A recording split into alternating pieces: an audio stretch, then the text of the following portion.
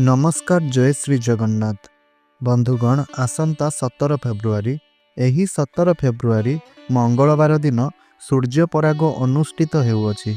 आउ एही सूर्य परागटी आम भारत रे आम ओडिशा रे अदृश्य पराग होइथिबा कारणरु एहा पालनीय सिना नुह, किंतु अनेक ग्रह नक्षत्र मानकर प्रभाव आपण माने जानती जे सीधा सड़क राशि मानक उपरे पड़ी थाए।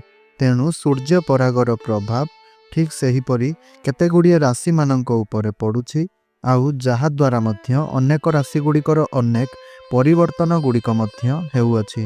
तेबे आज आमे आपण मानंकु कहिबु मेष राशि, वृष राशि, मिथुन राशि एही तीन राशि रे कोन परिवर्तन हेबो एही 17 फेब्रुआरी सूर्य पराग परे।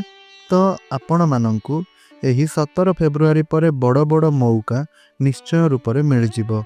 तेणु एही सूर्य पराग मेष राशि व्यक्ति विशेष मानक पई बहुत उन्नति नहीं करी आसुछि। तत्सहित आपणकर अटकी रहिथिबा धन गुड़िक ताहा आपणंकु निश्चिंत भाବରେ मिलिबो। आउ मेष राशि, वृष राशि, मिथुन राशि व्यक्ति विशेष माने एमानंकर भविष्यत पई जो चिंता गुड़िक रहिछि सेही चिंता गुड़िक सबु निश्चय रूप में दूर हेबो। एहा परे आसुछि कर्कट राशि, सिंह राशि, कन्या राशि।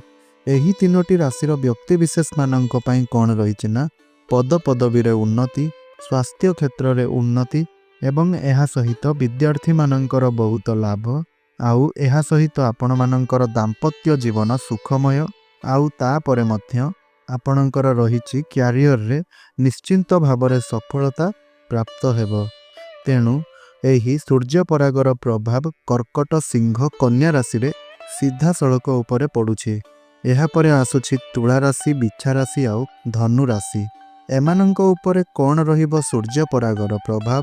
तो एमानंक उपरे सूर्य परागर प्रभाव बा 17 फेब्रुआरी परे आपण माने जहाँ भी भल कर्म गुड़िक करिसंती ताहा आपणंकु बा सही कर्मर फल गुड़िक आपणंकु मिलिबो एही 17 फेब्रुआरी परे। एहा सहित मध्य आपणंकर पाठ पढ़ारे विद्यार्थी मानंकर बहुत उन्नति हेबो। क्यारियर को नहीं चिंता करुथुबा व्यक्ति विशेष मानंकर चिंता सबु दूर हेबो। आपणंकर भाग्य खुली गला बुली ताहा आपण जानी रखंतु। एही 17 फेब्रुआरी सूर्य पराग परे तुला, बिछा आउ धनु राशि एही परिवर्तन गुड़िक देखा देबो। मकर, कुंभ, मीन राशि व्यक्ति विशेषंक संपर्क रे जदि आमे कहिबा तेबे आपणंकर जहा परिश्रम गुड़िक सबु रहिछि ताहा आपणंकु फल प्रदानकारी हेबो। तत्सहित धनर स्थिति आपणंकर आहुरी मजबूत हेबो। आपणंकर आत्मविश्वास बढ़िबो, आंतरिक शक्ति बहुत वृद्धि हेबो एवं धन मध्य आपणंकर बढ़िबाकु लागिबो। तेबे बंधु माने एहा थिला 12टी राशिर व्यक्ति विशेष मानक उपरे कोन रहिबो सबु एहार प्रभाव। एही जो 17 फेब्रुआरी सूर्य परागटी आम ओडिशा रे एहा पालनीय न हेले मध्य एही सूर्य परागर प्रभाव 12 गोटी राशि मानक उपरे पड़ुअछि। तेणु एही सब राशिर व्यक्ति विशेष माने आपण एही दिन सूर्यदेव को जल अर्घ्य प्रदान करंतु, पशु पक्षी मानंकु भोजन प्रदान करंतु।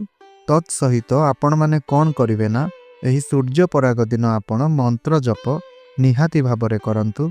एही सूर्य पराग आम भारत रे दृश्यमान हेउ नाही, किंतु एहा आंटार्कटिका, यूरोप एवं ऑस्ट्रेलिया भली देश गुड़िकर देखा देबो।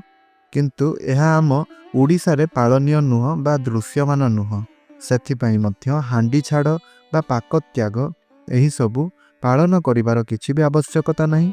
किंतु गर्भवती महिला जो माने रहिले जो रात्रिर समय रहिछि सेही समय रे आपणंकु केवल सतर्क रहिवार आवश्यकता रहिछि। दिन रे किछि भी असुविधा नहीं। आपण मानंकु 3:26 रु सकाळ 5टा पर्यंत टिके सतर्क रहिवार अछि। एतिकी समय मध्य रे आपणंकु टिके बेसी बाहर को बाहरिवार नहीं। आउ आपणंकु मंत्र जप करिवार अछि। विशेषतः एही समय रे तो समस्ते सुई रही थांती। जेउ माने भी जदि उठी छंती किंबा एही समय रे प्रातः समय रे उठुछंती आ देवनीति करूछंती तो देवनीति करि परिबे, किंतु टिके एही सूर्य परागर नियम को गर्भवती महिला माने पालन करिवे। किंतु अन्य माने केही भी एही सूर्य परागर नियम गुडी को पालन करिबा कोनोसी प्रकार रे आवश्यक नाही। तेबे बंधु माने एहा थिला सूर्य परागर प्रभावरु ବାରଗୋଟିର ରାଶିମାନଙ୍କୁ କେଉଁ ପ୍ରକାରର ଫଳ ପ୍ରଦାନ ହେଉଛି ତାହା ସମ୍ପର୍କରେ ଆଶା କରୁଛି ଭିଡ଼ିଓଟି ଆପଣମାନଙ୍କୁ ନିଶ୍ଚୟ ରୂପରେ ଭଲ ଲାଗିଥିବ। ଯଦି ଭିଡ଼ିଓଟି ଭଲ ଲାଗିଛି ତେବେ ଭିଡ଼ିଓଟିକୁ ଗୋଟିଏ ଲାଇକ୍ କରନ୍ତୁ। ଚ୍ୟାନେଲଟିରେ ନୂଆ ଥିଲେ ଚ୍ୟାନେଲଟିକୁ ସବସ୍କ୍ରାଇବ୍ କରି ତଳେ ଆସୁଥିବା କମେଣ୍ଟ ବକ୍ସରେ ଜୟ ସୂର୍ଯ୍ୟଦେବ ନିଶ୍ଚୟ ରୂପରେ ଲେଖିଦିଅନ୍ତୁ। ଧନ୍ୟବାଦ।